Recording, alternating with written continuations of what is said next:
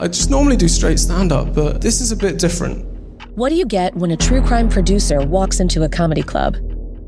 Answer, a new podcast called Wisecrack, where a comedian finds himself at the center of a chilling true crime story. Does anyone know what show they've come to see? It's a story. It's about the scariest night of my life. This is Wisecrack, available now. Listen for free on Spotify or wherever you get your podcasts. Do you like stories about Russian mobsters, cartel bosses, MS-13, billionaire arms traffickers, street kingpins, and global mafias? Have I got a podcast for you, the Underworld Podcast.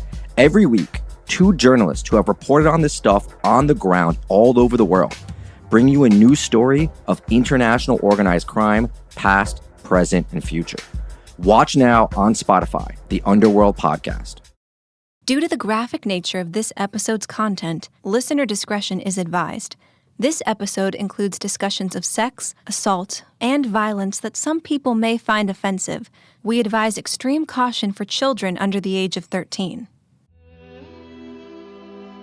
Quote, "In the name of the people of France." The Third Permanent Council of War of the Military Government of Paris has rendered the following judgment. Today, the 25th of July, 1917, the Third Permanent Council of War in Paris, heard by the Commissioner of the Government in the requisitions and conclusion, had declared the name Zella, Margareta Gertruda, called Mata Hari, divorcee of Mr. MacLeod, guilty of espionage and intelligence with the enemy with the end of assisting his enterprises. In consequence, the aforementioned council condemns her to pain of death.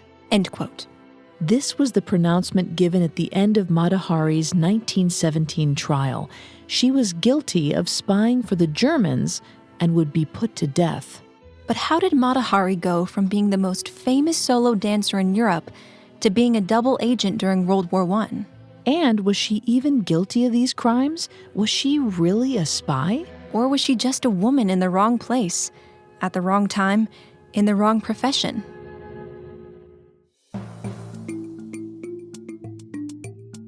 Hi, I'm Sammy Nye. And I'm Vanessa Richardson. And you're listening to Female Criminals.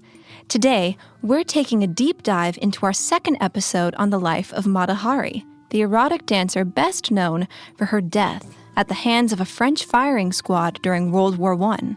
Before we get started, we'd like to ask you a quick favor. Would you leave a 5-star review of Female Criminals on your favorite podcast directory? It seems so simple, but it really helps us out. And don't forget to subscribe while you're there, because a new episode comes out every Wednesday. You can also find us on Facebook and Instagram as @Parcast and on Twitter as @ParcastNetwork. Mata Hari was born in the Netherlands as Margareta Zella. She became very well known for her sexualized dances that she pretended were ancient forms of prayer she had learned in the Dutch Indies. Her dances enthralled Europe from 1905 through 1915, when she accidentally stumbled upon a new vocation, spying for two warring powers from 1916 to her death in 1917. In our previous episode, we discussed Mata Hari's childhood, her tumultuous and abusive marriage to Rudolf MacLeod, and her first year of dancing in Paris. Today, we'll track Mata Hari's meteoric rise and slow decline in the dance world, the numerous scandals she was involved with as a courtesan, and the last scandal that would claim her life, the life of a double agent. The year was 1905. And 29-year-old Mata Hari had chosen her name only 6 months earlier for her first pseudo-public performance at the Musée Guimet. Since then, she'd appeared in theaters, private homes, and newspaper columns to rave reviews about her dancing. But there was a problem in Mata Hari's life, and it was the problem that had haunted her throughout her entire life, the question of money and how to make more than she spent. By October, she was in debt to a local jeweler. He had supplied her with her baubles both on stage and off, to the tune of 10,000 francs. When she didn't pay up, he was forced to sue. But Mata Hari wouldn't let a little thing like a lack of funds get in her way. Instead, she asked her agent, Gabriel Estruc, to set her up with a new lucrative dancing gig. and Astruc struck gold. She spent 2 weeks that fall dancing in Madrid and making the audience fall in love with her character. Then, in November of 1905, she began a contract for a form of entertainment she had never tried before, the opera. Mata Hari's turn in Le Roi de l'Or in Monte Carlo was a huge hit. She hobnobbed with all the highest members of society, including the opera's composer, Jules Massenet, as well as his friend, renowned composer Giacomo Puccini. Both Massenet and Puccini sent her letters raving about her excellent performance. Letters, however, were not the only things Mata Hari would take home with her after the opera was done. She began a relationship with both Jules Cambon, the French ambassador to Spain, and Henri de Marguerite, a French diplomat. This may have been the start of her well-known stint as a courtesan. And her courtesan days really were only starting. Before the end of the year, Mata Hari had also caught the eye of Lieutenant Alfred Kiepert, a wealthy German landowner who had seen her dance in Berlin. He insisted upon paying for an apartment for her to keep in Berlin for her visits, and tried to keep their affair discreet enough that his wife wouldn't find out. It was hard to keep the gossip from bouncing around town, and even around Europe among a certain crowd. And that's when Mata Hari heard from someone she thought she had escaped, her husband Rudolf. By 1906, Rudolf, still living in the Netherlands, had met the woman he hoped would become his second wife. But his marriage with Mata Hari was technically not over. They were legally separated, yes, but still married. He heard a rumor that Mata Hari was entertaining this wealthy Berliner, and he threatened to tank her reputation if she did not grant him a divorce with full custody over their 7-year-old daughter, Nan. By this point, 29-year-old Mata Hari hadn't seen Nan in 3 years, so perhaps the pain of giving Rudolf full custody was dulled. So he traveled to Paris alone and accomplished what he'd set out to do. Their divorce was granted in April of 1906, with Mata Hari found at fault for public nudity and adultery. She would never see Nan again, though she would periodically hear from or about Rudolf. In 1907, she traveled with her German beau, Kiepert, to Vienna for a dancing engagement. Around this time, 2 other dancers of a similar style to Mata Hari came onto the scene. Isadora Duncan was an American dancer, a year or 2 younger than Mata Hari. Unlike Mata Hari, she was classically trained, though she became known for wearing neither a corset nor any sort of cover over her bare legs when she danced. And Maud Allen was a Canadian dancer a couple of years older than Mata Hari. She, too, danced seductively in revealing, flowy costumery, though she had little formal training. She was known for dancing as Salome, the sexy dancer who demanded the head of John the Baptist, and her version of Salome's Dance of the 7 Veils became notorious. Mata Hari dismissed them both as shallow imitators. Only she had been raised in the art of Javanese dance. This was, of course, a lie, but it was the lie on which she staked her reputation. And it wasn't the only lie about Mata Hari floating around that year. Mata Hari's opportunistic father, Adam Zella, published a trashy biography of his daughter, full of lies and inaccuracies about her life, her childhood, and her abusive marriage to Rudolf. Mata Hari was always eager to correct her father's misinformation with her own when it was brought up in conversation. 1907 was also the year that Kiepert was pressured by his wife into leaving Mata Hari, so the lovers were forced to bid one another auf Wiedersehen. As a token of his affection, though, Kiepert left Mata Hari with a parting gift of 300,000 marks, nearly $2 million today. She took some time in Egypt after the breakup, looking for inspiration for a new set of dances. When she arrived back in Paris, she asked her agent Astruc to help her get the part of Salome in a new Strauss opera. Meanwhile, she became romantically entangled with Xavier Rousseau, a married stockbroker who set her up in a large house in the country. By 1908, Mata Hari hoped to expand into more serious roles, but she was 31, old for a dancer at the time, and she wasn't interested in actually taking lessons or training. So she continued dancing at smaller clubs and venues, all of which were received well, but not ecstatically. Still, Astruc dutifully tried to get his client the roles she was after.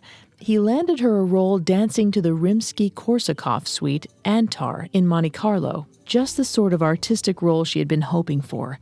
Rehearsals began in late 1909, and the performance opened in January 1910 to decent reviews. The show then moved to Paris, where the new director clashed with 33-year-old Mata Hari.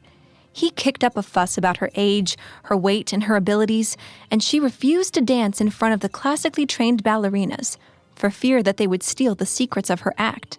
So he fired her, and she sued. This was in many ways the beginning of the end of her career. Most of the people who would have been in the crowds to watch her perform had already seen her dance at least once by now, and there were many copycat performers, younger women who had been actually trained in dance. In 1911, her relationship with Rousseau finally came to a head when she realized that Rousseau was broke. Through a batch of bad investments, he had squandered not only all of his own money, but most of Mata Hari's as well. Mata Hari broke up with him, moved out, and settled herself at a hotel in Paris.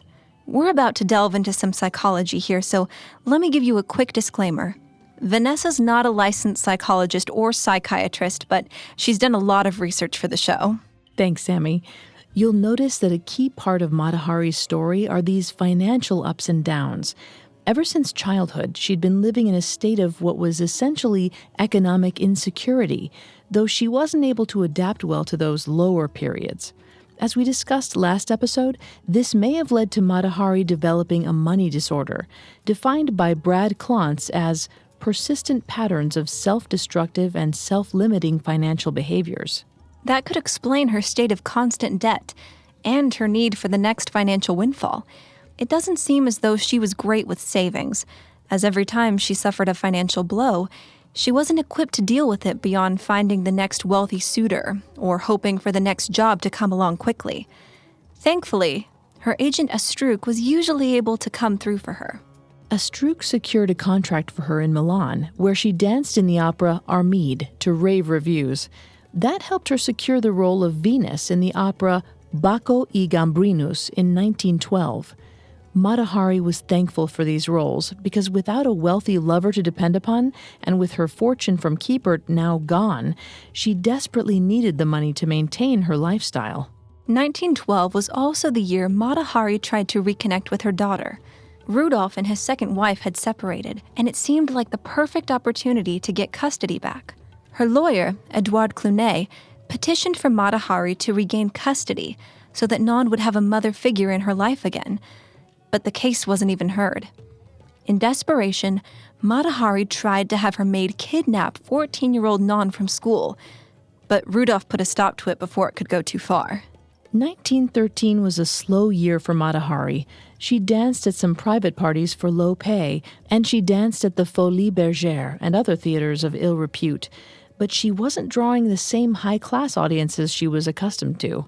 And with those high-class audiences went the large paychecks. Mata Hari occasionally turned back to sex work to support her lavish lifestyle, though she would have called it, quote, collecting a gift from her lovers, end quote.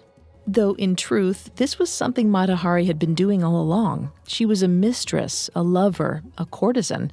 Though she expected larger gifts from her wealthiest lovers, gifts like the house from Rousseau or the marks from Kiepert, she depended on the steady support of many men and many lovers throughout her dancing days. She headed for Berlin in 1914, where the 37-year-old Mata Hari reconnected with Kiepert. The gossip columnists, eager to stay away from the wrath of Kiepert's wife, referred to him as Mr. K, which started a rumor that Mata Hari may have been seducing a different K, the Kronprinz Wilhelm. While she never became romantically entangled with Prince Wilhelm, she did take up a few new lovers, including a naval captain and a chief of police called Herr Griebel. She managed to secure a contract to dance for 6 months at the Metropole starting that September, a coup for a world in which dancing roles were becoming increasingly scarce. But tensions were brewing, and her German lovers hinted to her that perhaps this was not the right time for her to be in Germany, and they were right. Archduke Franz Ferdinand of Austria was assassinated on June 28th by a Serbian nationalist. Late in July 1914, Mata Hari was dining with Griebel when, quote, We heard the noise of a great disturbance. Griebel, who had not any warning of it, took me in his car to the place where the noise was coming from. I saw an enormous mob that was giving way to a frenetic demonstration in front of the Emperor's palace and shouting, Deutschland über alles, Germany over all. Several days later, war was declared. World War I had begun with a bang, and Mata Hari was right in the middle of it. We'll return to our story in just a moment. And now, back to female criminals. On August 1st, 1914, Germany declared war on Russia and followed this with a declaration of war on France on August 3rd. Mata Hari, just days away from her 38th birthday, was stuck in Berlin. She was a foreign national in a country that became very suspicious of foreigners very quickly. Even though Mata Hari wasn't French, she was Dutch, and the Netherlands were neutral.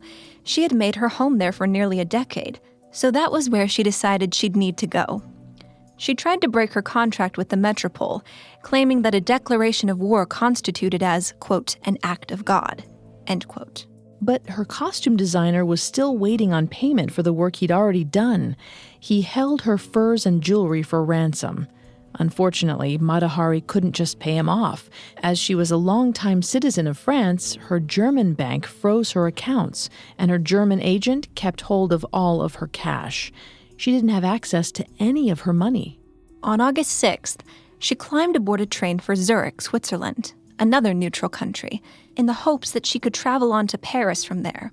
When they reached the border, she told German guards that she was heading to Paris. Not the smartest move. She specified that she was Dutch, but with no passport to back her up, they threw her off the train without her luggage. None of her German lovers wanted to help her. They couldn't be seen aiding a foreign national, so she turned to a Dutch businessman acquaintance and asked him to help her secure a ticket out of the country. She went through Frankfurt, where all Dutch nationals were processed and given a passport for the first time, then doubled back to Berlin. From there, she traveled on to Amsterdam. The first thing she did was travel to the home of the businessman who had helped her escape Berlin. She thanked him and clarified to his wife that the relationship had never been transactional. They were not lovers. According to author Pat Shipman's book, Femme Fatale, the businessman's wife asked why Mata Hari hadn't slept with her husband.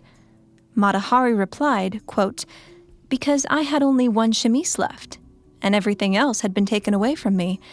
And really, I didn't feel clean enough, end quote. She quickly found a new Dutch lover who helped her set up her finances again. Then she called upon a former lover, Baron Edward Willem van der Capellen, to take her as his mistress once again. By October, he had purchased a new house for her in The Hague.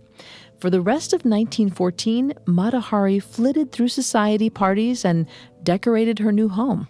She wrote once again to Rudolph during her time in The Hague, petitioning to see 16-year-old Non again. Non was just starting her training to become a teacher, as Mata Hari had done so many years earlier. Rudolph refused Mata Hari's request. She danced a little in 1915, and she moved into her newly renovated and furnished home that August.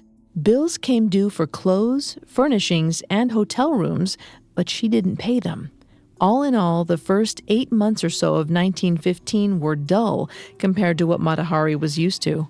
But that autumn brought an intriguing visitor with an equally intriguing proposal. From here on out, some of the details regarding the facts of Mata Hari's life get a bit complicated. There's the official French government version of events, the one that led to her being sentenced to death as a spy, and there's Mata Hari's own version of events, which she related during her deposition. There's no way to know which version is true, so we're going to relate both versions to you. To keep it simple, I'm going to stick to the French government's account while Vanessa tackles Mata Hari's account. In both versions of the story, Mata Hari received a visit from Amsterdam's German consul, Karl Kromer. Kromer asked if she would be interested in becoming a spy for Germany, offering her 20,000 francs for her trouble. In both versions, she agreed. Kromer then gave her a few bottles containing invisible ink, as well as a code name, H21. So why agree to spy for Germany? Well, it might have something to do with the same reasons why Mata Hari danced. In The Psychology of Espionage, Dr. Ursula M. Wilder writes, quote, "Spies frequently have pathological personality features that pave the way to espionage, such as thrill-seeking, a sense of entitlement, or a desire for power and control," end quote. We know that Mata Hari was bored in The Hague, that she felt as though she deserved to have a luxurious lifestyle she couldn't afford, and that she was no longer really in control of her career. The French government said that this was when Mata Hari was sent off to train as a spy in Cologne for 6 weeks. She was told to send 2 copies of her reports at every turn, one to Major Ropel in Dusseldorf and one to Major Arnold Calais in Madrid. Mata Hari, on the other hand, claimed that she had no intention of ever spying for Germany. She wanted recompense for the expensive furs and jewelry, as well as all the money that she had to leave behind in Berlin at the start of the war. This 20,000 francs about covered those expenses, meaning she felt no obligation to do anything further for that money. She poured the invisible ink out before tossing the bottles. She said she never wrote Cromer with any reports of any kind.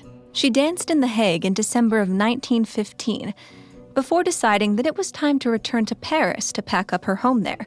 She wouldn't be able to go through any territory occupied by Germany, so she took a ship that stopped in England on the way to Paris. She, along with the other passengers aboard the ship, was questioned by the authorities to determine her purpose for traveling. We don't know what it could have been, but something about Mata Hari made the police suspicious of her. They called in MI5, Britain's domestic counterintelligence agency, to question her further. Mata Hari gave slightly different accounts to the police than she did the MI5.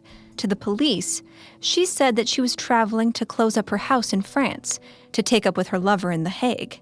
To MI5, she said she was selling some of the things in her French home, and that she was hoping to book some contracts while there. These 2 accounts don't directly contradict each other. They could both be true. It's possible she was hoping to go to France and sell the things in her house, followed by the house itself, and dance a bit while she was there before heading back to The Hague to be with Baron van der Capellen. But the British didn't see it that way. The report read, quote, "Although she was thoroughly searched and nothing incriminating found, Mata Hari is regarded by police and military to be not above suspicion, and her subsequent movements should be watched." End quote. They sent a copy of this report to French intelligence and decided that Mata Hari would not be allowed entry to Great Britain during the war. Now, why would they believe Mata Hari was so suspicious? There are a few possibilities. It's possible that Mata Hari didn't want to talk about her lover with the lower-class policeman, but was comfortable sharing that information with the higher-class intelligence agent. It's possible that Mata Hari actually was on some sort of mission. She could have been reporting back on mostly trivial happenings around Paris, as it doesn't seem likely that she would have been entrusted with any sort of military secrets. It's also possible that Mata Hari was a victim of the morals of the day. As Mary W. Craig relates in Tangled Web, quote, "Within the psychology of the day, a woman who claimed to like sex and had multiple lovers had to be depraved. A woman who acted in a depraved manner who liked sex was therefore depraved, and a degenerate would act in other criminal ways, such as betraying their country," end quote. And Mata Hari was unabashedly a woman who liked sex and therefore suspect. Whatever the reason, Mata Hari was just happy to be back in Paris, if only briefly. She rekindled 2 old romances, one with Henri de Marguerite, now a high-ranking member of the French legation to The Hague, and the other with the Marquis de Beaufort, a Belgian officer. After a while spent catching up with her lovers, she returned to The Hague by traveling through Spain, where she picked up yet another lover, Spanish Senator Emilio Junui. She was back in The Hague by early 1916 and became quickly bored with life there again. She once again missed Paris, which she considered to be her real home, though perhaps she wouldn't have felt as bored had she known that she was being investigated by the British. They concluded that should she return to England for any reason, Mata Hari ought to be sent to Scotland Yard for interrogation. She got a new Dutch passport that May and decided to travel back to Paris, either on the orders of her handlers, or because she was oblivious to how dangerous it was to be a foreign element during the war. She was able to obtain a visa to re-enter Paris, but wasn't allowed to stop in Britain on her way. Instead, she decided to go by boat to Spain, then by train to France. But she was rebuffed at the border. The British had sent a copy of their earlier conclusions and suspicions to the French, their allies, who were now treating Mata Hari with suspicion themselves. She tried again the next day, dropping the name of a former lover in a powerful position in the French government, and was allowed to cross into France. It didn't take her long to realize that 2 inspectors were following her around. Charlet and Monnier, as they were known, were tasked with keeping tabs on the infamous starlet. That meant keeping an eye on her affairs and lovers, opening her mail, and questioning everyone who came in contact with her. She complained about them as early as June 21, 1916, to a bellhop at her hotel. Over the course of that summer, Tarlet and Monnier would have observed Mata Hari's dalliances with 2 soldiers. One was 26-year-old Second Lieutenant Jean Allore, who was smitten with Mata Hari from the moment he saw her. They spent a lot of time together in late July and early August. Even though Allore was warned by a superior officer to stop seeing her, he was the man Mata Hari approached on July 27th about visiting the healing waters at Vittel, a spa town near the front. She asked him to recommend a physician who would write her a prescription to travel to Vittel, though Allure testified that he didn't realize she was sick. Perhaps she had received instructions from her handler to go near the front to see what she could learn. She could have also been having difficulty with her syphilis and believed the waters at Vittel would help. Or perhaps Allure's testimony, given during Mata Hari's later trial, was an attempt to cover for how close he and she had really been. What young man with a bright career ahead of him wants to be associated with a spy? Regardless, Allure said he'd send her where she needed to go, referring her to French intelligence, the Deuxième Bureau. She said her need to go to Vittel was very urgent, but something kept her in Paris for another few days. July 29th was the day she met 21-year-old Vladimir de Maslov, the Russian soldier she would grow to love more than any other man in her life. They spent a couple of days in each other's arms before she finally went down to the bureau. That's where she met Georges Ledoux, the head of the Deuxième Bureau, and the man who would bring everything crashing down on Mata Hari. He had ordered Tarlet and Monnier to tail Mata Hari. He already believed that she was a spy for Germany. He and Mata Hari both later gave very different testimony about what went down that day. She claimed that she asked him if she could go to Vittel and said that he casually brought up that she would make a good spy for the French. Ledoux, however, always said that it was Mata Hari who first mentioned spying, after she correctly pinpointed that Ledoux was the reason she had been followed all these months. He brought up that he suspected her as a spy for the Germans, but that he would happily bring her over to spy for the French side. That seems a bit foolish. There's that saying about keeping your friends close and your enemies closer. If he thought she was a German spy, then it's reasonable to assume that he was trying to keep tabs on her. By bringing her into the fold as a French agent, he could more easily do that. And with her express permission, too. Both accounts end with Mata Hari considering the offer, but not accepting. The next few days were full of time with her new love, Maslov, and she promised to do her best to meet him in Vittel after he and his regiment returned from the war. She continued to go to the Deuxième Bureau as well as to other nearby agencies to try and nail down her trip. A few days after her 40th birthday, Mata Hari asked her dear friend and longtime lover, Henri de Marguerite, about the proposal from Ledoux on August 18, 1916, wondering whether it would be worth the trouble.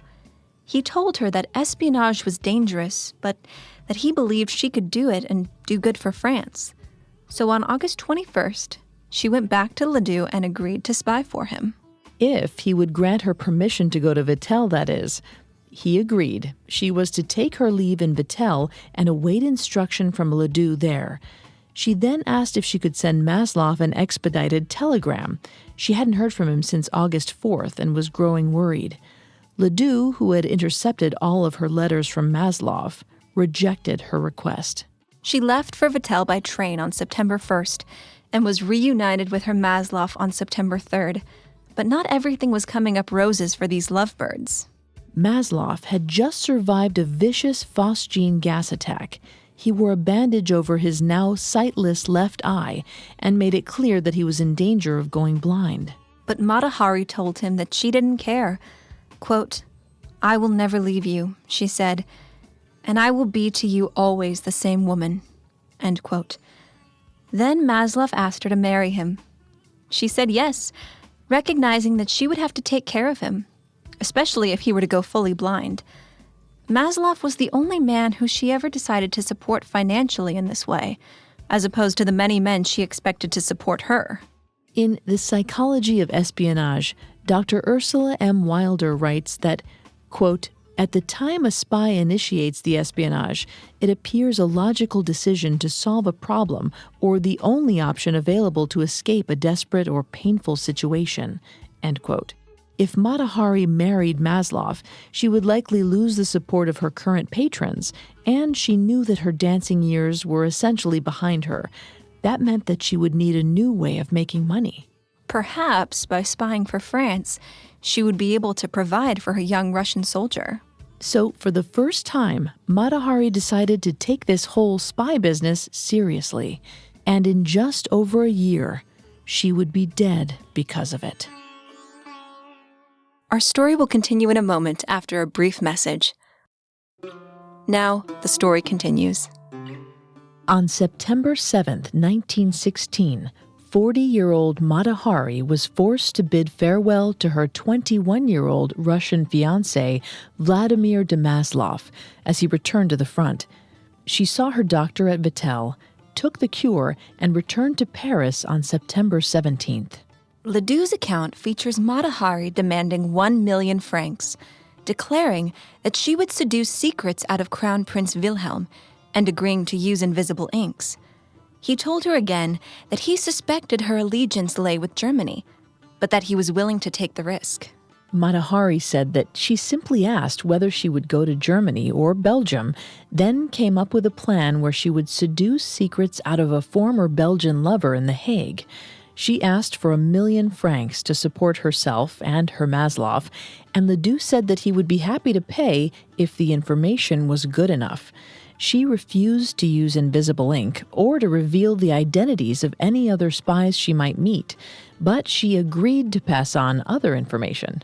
Just a few days after their meeting, Mata Hari sent an uncoded letter to Ledoux through the French post, followed by a visit to his office, asking for an advance on her payment. She needed to settle up at her hotel, and the money her lover van der Capellen sent from The Hague was not enough to furnish her lavish lifestyle. Ledoux told her she would not be getting an advance. Perhaps this was her way of alerting other German spies, people who were watching the regular post, about her new situation. Or perhaps she just didn't care enough to work on the code. Perhaps spying wasn't as important to her as the money she could make from it was. Over the next few months, Mata Hari readied for her trip and continued to try and get money out of Ledoux. She and Maslov met again when he was on leave in late October of 1916, and she sent him money as soon as she got some from van der Capellen through the Dutch embassy. During this time, and through all of the time that Ledoux had her followed and read her mail, he did not find any incriminating evidence that she had been working for the Germans. On November 5th, 1916, Mata Hari boarded the train to Spain, where she would be switching to a boat that passed through English customs on the way to the Netherlands. The boat stopped at an English port on November 14th, 1916, where Mata Hari was detained and questioned as a spy. A different spy. She was mistaken by British forces as the German spy Clara Benedicts, based on an oddity in her passport and a physical resemblance to the woman in question. If Mata Hari was in fact working as a German spy, as the French believed, it's possible that they were using her as a distraction for the British. Perhaps they were letting the much higher-level spy, Clara Benedicts, go unnoticed, while Mata Hari drew all attention to her. Or she simply had the misfortune of resembling Clara Benedicts. What's interesting is that Ledoux didn't notify Britain, one of France's allies, of either his suspicions that she could be spying for Germany or of her new status as a spy for France. Instead, when the British wrote to him to verify Mata Hari's claims of being a French spy, Ledoux replied that he had never hired her.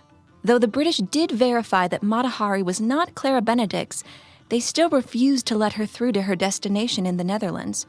Remember, they had declared that Mata Hari would not be allowed to re-enter Great Britain earlier that year. So Mata Hari was sent back to Spain on December 1st. Aboard the ship, the captain gossiped to Mata Hari that there were rumored to be 2 spies aboard the ship, a married couple who were working on opposite sides, she for the Germans and he for the British. It didn't come to much, but Mata Hari noted the gossip. She arrived in Spain on the 11th, unsure of what to do next. She wouldn't be able to carry out the mission she and Ledoux had discussed, since she couldn't get herself to The Hague. But it seemed like that was Ledoux's fault. He could have told the British that she was a French spy, and they would likely have let her through. Perhaps she was never supposed to be able to complete this mission. Money was getting tight, so she sent letters to both Van der Capellen and to Ledoux asking for money. Though her letter to Ledoux also asked for new orders. She was stuck in Spain now. How could she make the most of it? She waited for a response from Ledoux with a new task, but she didn't get one.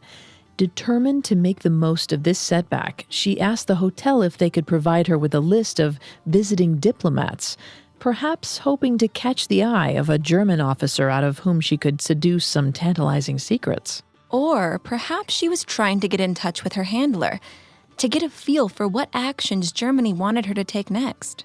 Both of these potential motivations for making contact led her to the same man, Captain Arnold Kalle of German intelligence. You might remember the name from earlier in this episode. Kalle was one of 2 Germans that Mata Hari was supposed to send all her reports to. Supposedly, he could equally have been a friendly mark that she wanted to con for the sake of France. She sent Kalle a letter, and they met. She introduced herself in good German, explaining that she had learned it during her 3 years in Berlin as Alfred Kiepert's mistress. Kalle recalled seeing Kiepert's mistress years earlier, and Mata Hari mentioned the trouble she had had on her trip to England. Kalle mentioned his own troubles, dropping the name of the head of Barcelona's German intelligence into conversation before saying, quote, "I am tired. I concern myself for the moment with the disembarkation of a submarine of German officers and Turks and munitions on the coast of Morocco in the French zone. This takes all my time and my brain," end quote. This wasn't information Mata Hari could do much with. It wasn't specific enough to act upon, but it was a start. It's also possible that if Kalle knew that Mata Hari was a spy for Germany, that he was giving her enough to bring back to the French, that she would look like she had done her job for them. Mata Hari wrote another letter to Ledoux on December 23, 1916, letting him know what she had found out so far. Again, she received no response. She grew worried that Ledoux wasn't receiving her letters. The next day, a Dutch diplomat introduced Mata Hari to Colonel Joseph Dunvigne, a member of the French embassy. Dunvigne fell immediately for Mata Hari. She soon casually informed him that she was a French spy. It's odd that she would trust this random man so easily with information that could get her killed. But look at it this way, she didn't know if Ledoux was getting her letters, and perhaps she felt that she could essentially trust a Frenchman to be loyal to France. Perhaps she needed to share this secret with someone who could get her information back to Ledoux. Dunvigne asked her to try and get more information out of Kalle, but Kalle was less forthcoming on the 25th than he had been 2 days earlier. Mata Hari had been too direct in asking for information, and he clammed right up. Dunvigne soon had to return to Paris, and Mata Hari asked if he could take news of the information she had discovered to Ledoux. He demurred, suggesting that she instead write a letter for his replacement at the embassy to pass along. Shortly after Dunvigne left, Kalle invited her back and accused her of reporting his words to the French. It's unclear if he had been setting her up by so casually dropping this information in front of her, or if he felt truly betrayed that she was spying on him. She pretended not to know what he meant, but he relayed that the Germans had heard it over the radio. The Germans, you see, had decoded the French radio codes and signals. The situation with the codes was pretty complicated. Basically, the Germans and the French each used a code for their messages. The French had broken the German code in 1914. The Germans then broke the French code early in 1916 and, by listening to French messages, determined that their own code had been broken. They started to send out messages in a new code, though they didn't say why on any channels that the French could listen in on. So the French were unaware that their own code had been compromised, but the French had broken the second German code by the end of 1916 and could resume listening in on German messages. But for now, Mata Hari soothed the angry and suspicious Captain Kale. After sex, he mentioned that a German plane had dropped a spy into France, as well as detailing a new way of secretly moving around large quantities of invisible ink. Mata Hari made note of all of this before accepting a token gift of 3,500 francs from Kale.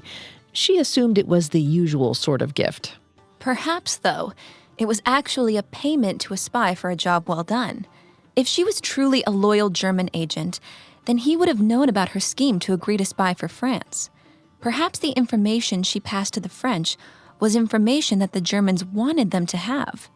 The only record we have of the conversation with Kale comes from Mata Hari herself, so there's no real way to tell what they discussed. That evening, Mata Hari relayed all of this information to Don Vigna in a letter for him to tell Ledoux and dropped it at the French embassy.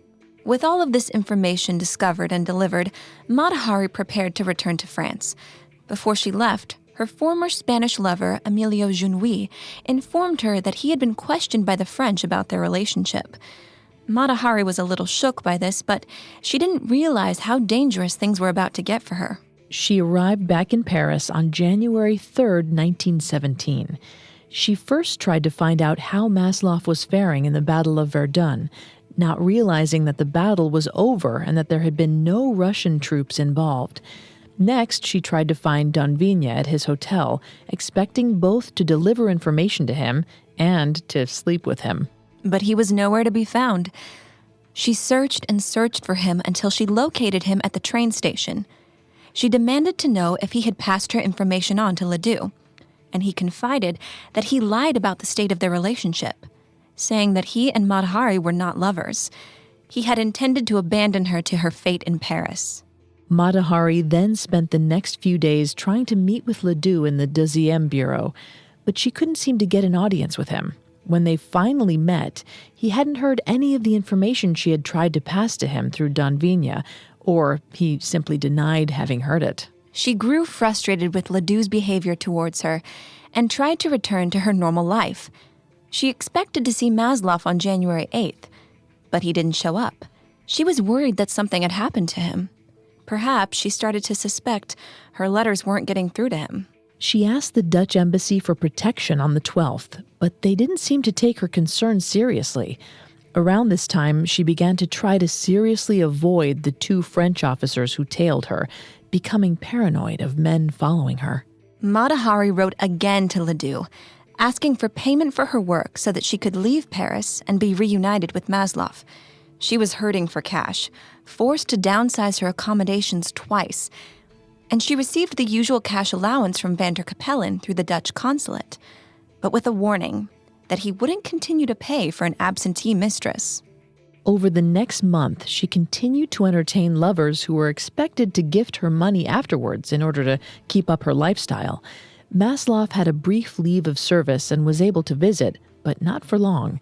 Mata Hari tried to obtain her papers to go back to The Hague, but wasn't able to do so. Likely because of another set of papers being prepared on her behalf, her arrest warrant. Signed on February 10th, 1917. She was arrested 3 days later at her hotel room on various charges of espionage and treason against France. Most of which could be linked back to work she believed she was doing on behalf of Ledoux. Mata Hari was brought to the office of Pierre Bouchardon, an investigator, who questioned her about the accusations on the arrest warrant. She denied everything and, at the end, stood up to leave. Bouchardon informed her that she would be going to prison. She was put in the Saint-Lazare women's prison, which mostly housed sex workers. It was a disgusting prison, full of pest infestations and little in the way of sanitation. Mata Hari spent her first night in jail in a padded cell on suicide watch, like the rest of the newcomers. Over the course of the next few months, Mata Hari seemed convinced that this was all a mistake. She would write letters to Bouchardon and to Ledoux, asking them to correct her file. She had only ever done what the Dixième Bureau had asked of her. Bouchardon continued to call Mata Hari to his office for interviews, attempting to wear her down and get her to confess. He threw her relationships with various Germans in the pre-war years back in her face. But she continued to deny any wrongdoing. Meanwhile, his men were searching her apartment and her bank accounts to try to find proof of wrongdoing. They questioned as many of her lovers as they could locate, who all said that she was lovely and hadn't spoken to them about the war. Bouchardon wasn't able to find anything to directly link Mata Hari to treasonous espionage. They continued to intercept Maslov's letters to Mata Hari and her letters to him. He had to undergo surgery to his throat from the phosgene gas attack, followed by a bout of diphtheria, and he hoped to get some sympathy from her. But he never heard back, and wrongly assumed that her affection for him had waned. The condition of the prison, as well as her enforced solitude, were starting to have a big effect on Mata Hari's constitution. She lost a lot of weight. She began to cough up blood. She wasn't given clean clothes or regular showers, and she would start crying at the drop of a hat. The Humanology Project states that incarcerated women were 50% more likely to suffer depression than women not imprisoned, presenting symptoms of hopelessness, persistent sadness, changes in appetite, and loss of interest and energy, which sounds a lot like what Mata Hari was going through at this point. And then on April 21st, Ledoux provided Bouchardon with some previously undisclosed information, a series of 14 telegrams intercepted from German communications. Ledoux claimed that, in 1916, while Mata Hari was in Spain meeting with Calais, he asked the French radio station in the Eiffel Tower to start listening in on communications between Berlin and Madrid. Incriminating messages about a spy nicknamed H21 came through, and they were very obviously about Mata Hari. The spy H21's movements and contacts were the same as Mata Hari's, making it clear that they were probably the same person. But these messages weren't delivered in the second German code. They were delivered in the first code, the one that the Germans knew the French had broken back in 1914. Why would they want to share this information about their spy on a communication line they knew wasn't secure? Maybe it was because they wanted the French to know, as Calais grew to suspect that Mata Hari was a French agent in their last meeting. Perhaps they wanted her to get in trouble with the French, revenge for Mata Hari taking their money without doing any spy work in return. Maybe the Germans were trying to distract the French with a low-level spy while their higher-level spies continued their work in peace. Or maybe Ledoux fabricated the messages in April of 1917. Why else would he not have shared them with Bouchardon immediately? In any case, Ledoux shared them with Bouchardon without revealing that they had come in through that first broken German code. Now that he had some semblance of proof, Bouchardon questioned Mata Hari about these messages and their content on May 1st, 1917.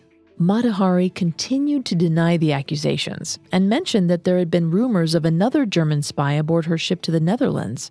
She had been the wife of a man who was rumored to be spying for England. Perhaps this was the spy referred to in the messages?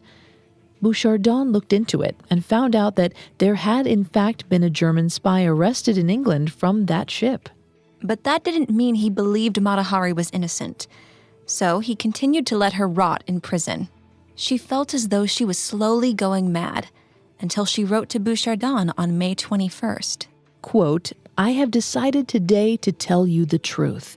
If I have not told everything before, it was because of certain doubts which I will explain." End quote. That's when she finally told Bouchardon about her meeting with German spy master Kromer, where she accepted 20,000 francs to spy for Germany. Again, she insisted that it was for her furs, that she only wanted the money and had no intention of spying, and that she hadn't mentioned it because she knew how it looked. But since she didn't mention it right away, it sure seemed like she had something to hide. How much credence can we give her "I didn't do anything" spiel? She also mentioned that after Ledoux had abandoned her in Spain, she tried to give Calais some useless information, enough that he might pay her for her trouble. She didn't give him any important information because she didn't have any. All she had was gossip. But for Bouchardon, that was enough for her to be guilty. He continued to question her, trying to find out what she had done for Cromer to get that 20,000 francs. But she was intractable. She insisted that she had done nothing, though at this point no one believed that. She continued to insist that she was innocent during her trial, which began July 24th, 1917. Her case was heard at the Palace of Justice. Mata Hari wore clothes that had been selected for her, including a low-cut blouse and a hat reminiscent of those worn by soldiers at the front. On a foreign woman's body, it came across as a mockery of everything the ideal French wartime woman should be. And France had just lost an enormous battle at Chemin des Dames a few months earlier, with a loss of nearly 200,000 men, after which the French troops mutinied against their commanders. Things were under control again in July 1917, but just barely. Wouldn't it have been nice then to have someone other than the French military leaders to blame for the defeat? Mata Hari was charged with 8 counts of espionage, with evidence presented for and against. Some of her lovers, like Henri de Marguerite, spoke passionately on her behalf, testifying that they had never spoken about matters of war. Others, like Vladimir de Maslov, refused to show for the trial. Instead, his deposition was read aloud, where he denied having loved her. After less than an hour of deliberation, the 7 judges voted either unanimously or near unanimously on every count. Mata Hari, they believed, had betrayed France, and the punishment was death. She and her lawyer attempted to take the case up the chain of appeals, but it only took a few months before they had exhausted their options. The order for her execution came on October 14th, 1917. That night, according to Femme Fatale, Mata Hari's doctor and nurse at her prison asked her to dance for them. It was a kindness to allow her to relive her best days, her best self. The doctor gave her something to help her sleep that night. She was woken before dawn on October 15th, 1917, and informed that she was being taken to a firing squad. She refused the customary blindfold, choosing instead to look at the soldiers as they raised their guns and fired.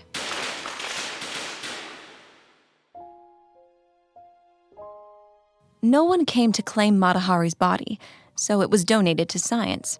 Her head was removed and put in a museum collection of dangerous criminals. 4 days after Mata Hari's execution, Georges Ledoux was arrested under suspicion of being a German spy. Perhaps he really did fabricate those messages about H21. Perhaps he abandoned her in Britain and in Spain so that she would be placed under further watch. Perhaps he needed Mata Hari to deflect suspicion from himself. And Don Vigna, Mata Hari's French lover in Spain who abandoned her in Paris, was arrested in early 1918 for treason. He was quickly acquitted, but his career never recovered. The news spread far and wide of Mata Hari's death as a German spy. Her ex-husband, Rudolf, hoped that her daughter Non, now 19 years old, would inherit Mata Hari's wealth.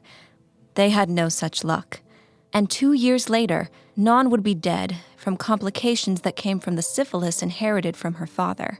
Ledoux was acquitted of his charges in mid-1919, but by then his reputation was in tatters. It's possible that Mata Hari was not a German spy, that she had never intended to be a double agent. She may have been World War I's biggest fall guy. And it's possible that she was working to serve 2 masters and got rightly caught. She may have been World War I's biggest counter-espionage triumph. We'll never know the truth, seeing as how it's shrouded in so many layers of mystery and intrigue. But looking at the rest of Mata Hari's life, the way she loved secrets and lies and playful deceptions, isn't that how she would have wanted it?